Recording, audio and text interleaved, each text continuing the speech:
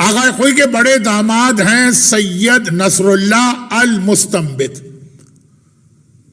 آغا خوئی کی کئی بیٹیاں ہیں تو سب سے بڑے داماد تھے سید نصر اللہ المستنبت. بہت بڑے عالم تھے یہ بھی.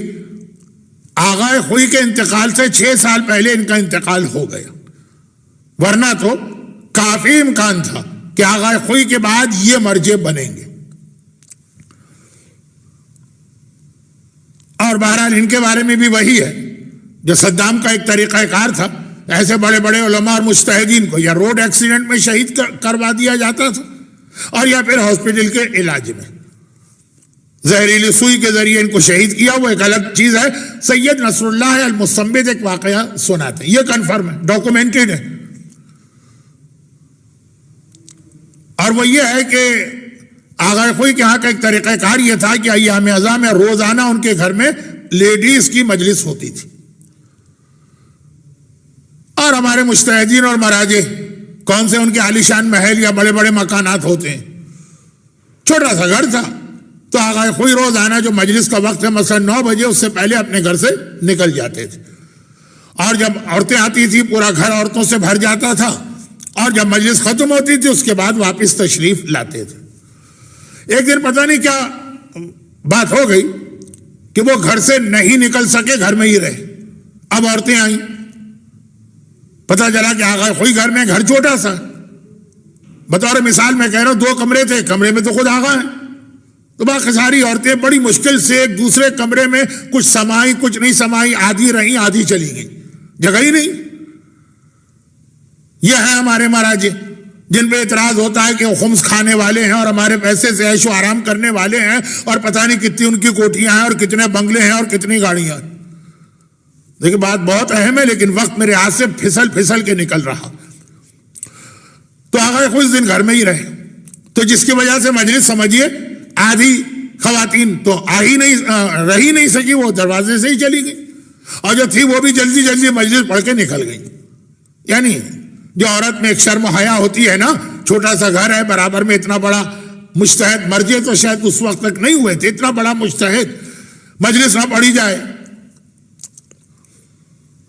تو آج کل کی ہماری بعض خواتین میں اتنی ہمت آ گئی کہ ابھی سمجھیے صحیح معنوں میں پیدا بھی نہیں ہوئی اور سینہ تان کے بڑے بڑے علماء اور مراجع کو چیلنج کرتی. پہلے کچھ اصول ہوتے تھے، کچھ ایٹیکیٹس، کچھ پروٹوکول، کچھ صاحب علم کی شان. تو جلدی مجلس پڑھ کے چلی گئی، ختم بات. اگلی صبح کو آغا خوئی کی نگاہ پڑی اپنی بیوی پر، دیکھا بہت پریشان ہے. پوچھا کیا بات ہے؟ کہا میں رات کو ابھی ایک خواب دیکھا ہے، نجف اشرف مولا کے روضے کے بالکل قریب گھر محلہ عمارہ میں، جسے صدام نے توڑ دیا اور آج کل وہ بہت بڑا پروجیکٹ بن رہا.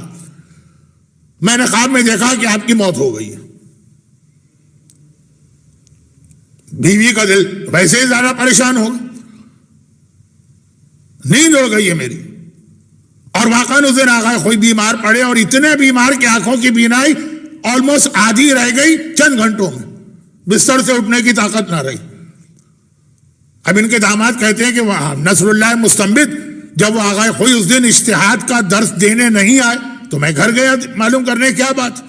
آغا کے کمرے میں داخل ہوا، چھوٹا سا کمرہ تھا، دیکھا بستر پہ پڑے ہوئے، بینائی بھی آدھی رہ گئی ہے، پورا کام نہیں کر پا رہی ہے بینائی.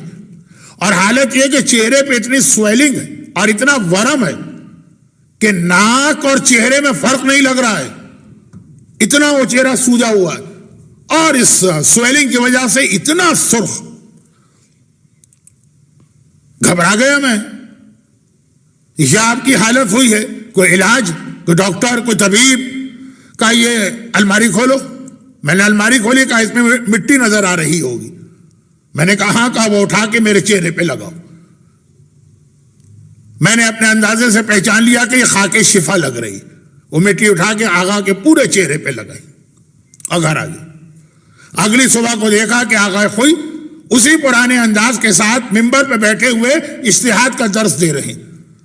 میں نے جا کے قریب جا کے مزاج پرسی کی، پتہ چلا وہ سارا ورم چلا گیا، وہ ساری سرخی چلی گئی، آنکھوں کی بینائی اتنی ہی پرفیکٹ ہو گئی جتنا پہلے ہوئی تھی.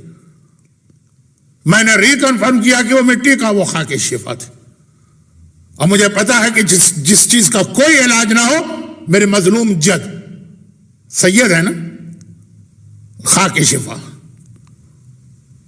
دیکھیے یہ ہمارے وہ مراجع ہیں جن کو آج کل بہت سے لوگ اس لیے مقصر کہتے ہیں کہ وہ صرف نماز اور روزہ بھی کہتے ہیں کہ واجب ہے کرنا.